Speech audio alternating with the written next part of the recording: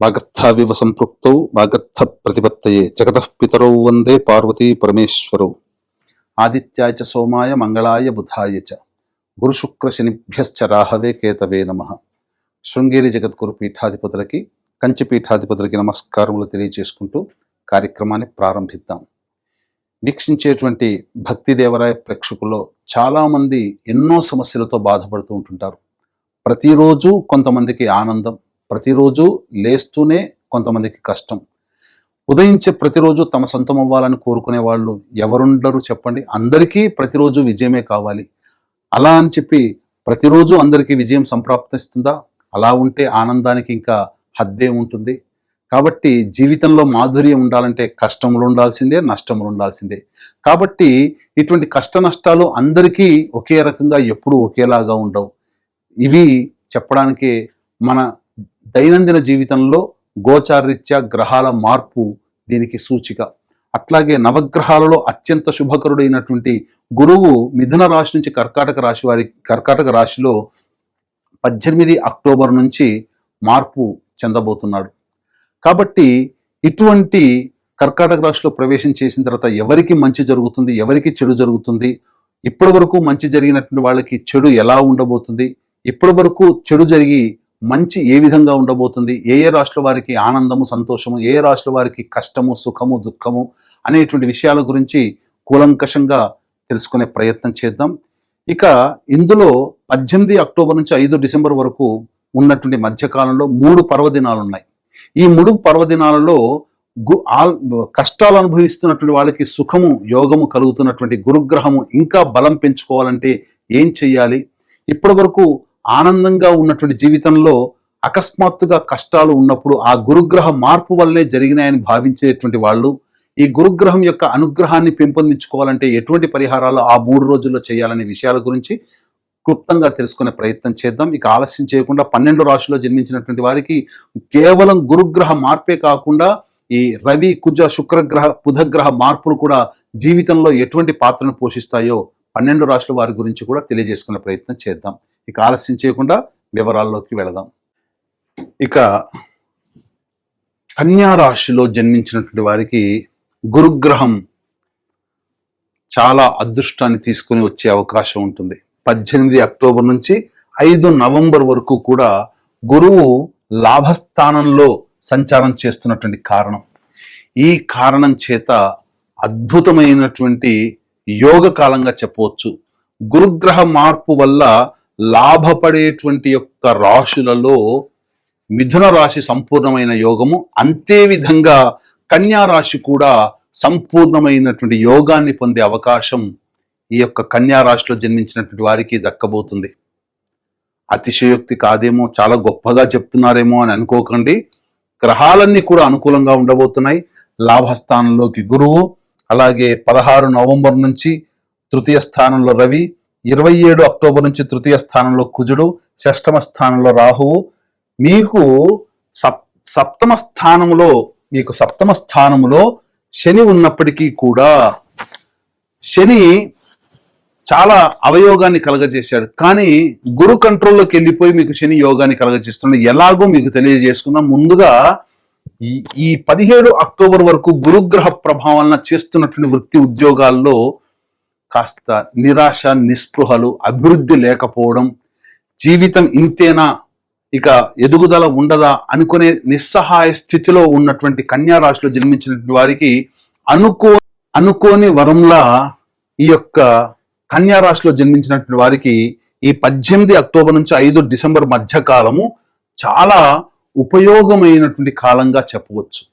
ఈ కాలంలో మీరు చేపట్టేటువంటి పనులు కానీ, ఈ కాలంలో చేసినటువంటి పనులు కానీ షార్ట్ టర్మే కదా అని ఆలోచించకండి. ఎందుకంటే కన్యా రాశిలో జన్మించినటువంటి వారికి వచ్చే మార్చి ఏప్రిల్ తర్వాత గురువు కర్కాటక రాశిలోకి ప్రవేశం చేయబోతున్నాడు. అంటే ఈ సమయంలో ఎలా అయితే ఆనందాన్ని అనుభవిస్తారో వచ్చే సంవత్సరం మొత్తం కూడా ఈ గురుగ్రహ ప్రభావం వలన అత్యంత యోగ కాలాన్ని అనుభవిస్తారు. గురువు లాభస్థానంలో ఉండి లాభాన్ని కలగజేస్తున్నాడు. ఇది చాలా.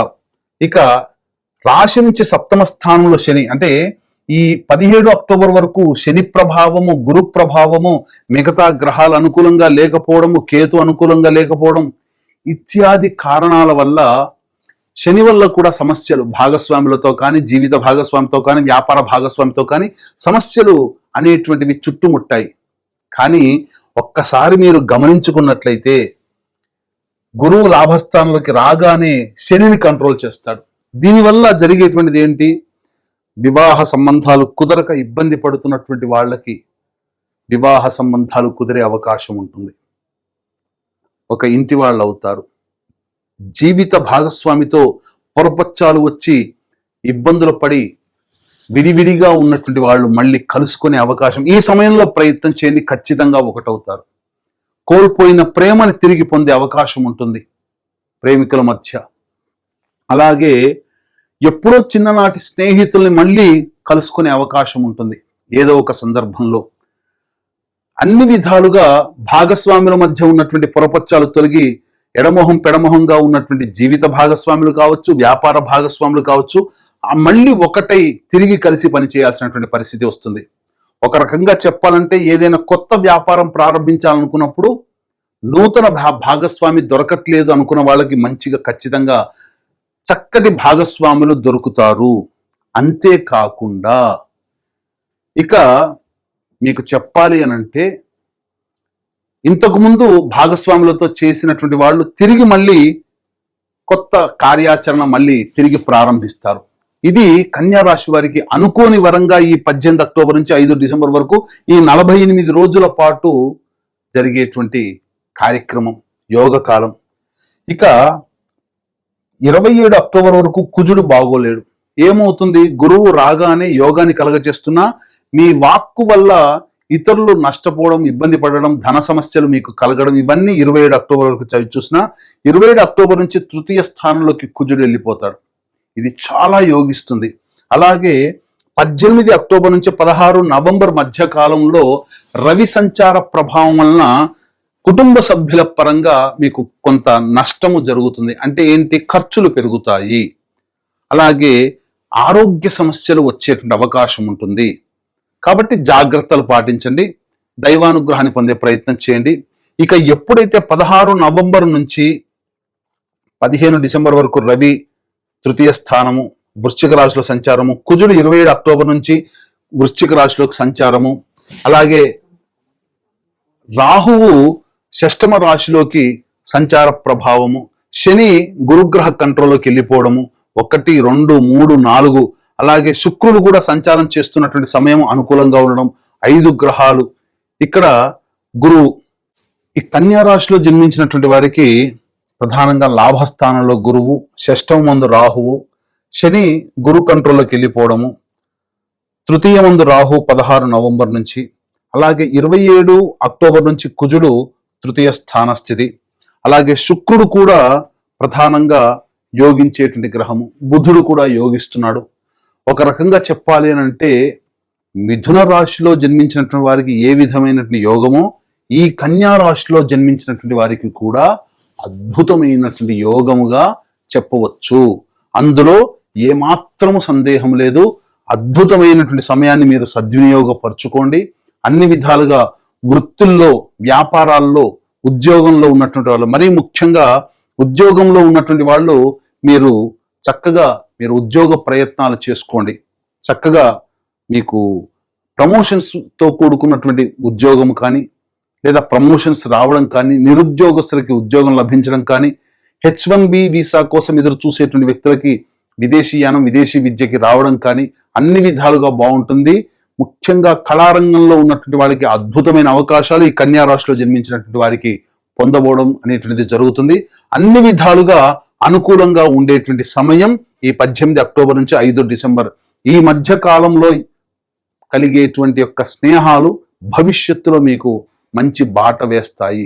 ఈ మధ్య కాలంలో ఈ 18 అక్టోబర్ నుంచి 5 డిసెంబర్ మధ్య కాలంలో చేపట్టినటువంటి కార్యక్రమాల యొక్క ప్రభావం యొక్క ఫలితాన్ని మీరు వచ్చే సంవత్సరం ఉగాది తర్వాత పొందుతారని చెప్పడంలో ఏమాత్రం సందేహం లేదు.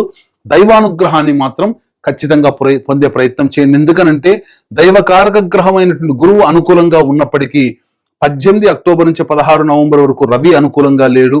అలాగే ఎంతైనప్పటికీ కూడా సప్తమ శని కొంత ప్రభావం కొన్ని సమస్యలు తీసుకురావడం, కేతు వ్యయస్థానం నుండి ప్రయత్నాల్లో ఆటంకాలు కలిగించడం, ఏది ఏమైనప్పుడు అన్నిటినీ అధిగమించగలిగేటువంటి శక్తి మిగతా గ్రహాలు అనుకూలంగా ఉన్నా కొంత దుష్ప్రభావాలు ఉండే అవకాశం ఉంది. కాబట్టి దైవానుగ్రహాన్ని పొందే ప్రయత్నం చేయండి. ఇట్టి దైవానుగ్రహం అందరికీ అందించాలనేటువంటి ఒక సదుద్దేశంతో ఈ 18 అక్టోబర్ నుంచి 5 డిసెంబర్ మధ్య కాలంలో ఉన్నటువంటి 3 పర్వదినాలలో సర్వదోష నివారణ పూజలు, హోమాలు అనేటువంటివి మీ గోత్రనామాలతో చేయించడం జరుగుతుంది.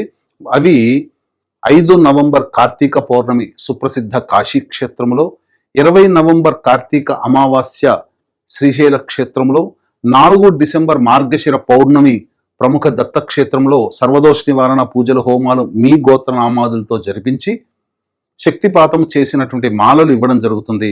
అవకాశం ఉన్న వాళ్ళు కార్యక్రమ తదనంతరం కాంటాక్ట్ చేసి పూర్తి వివరాలు తెలుసుకోవచ్చు.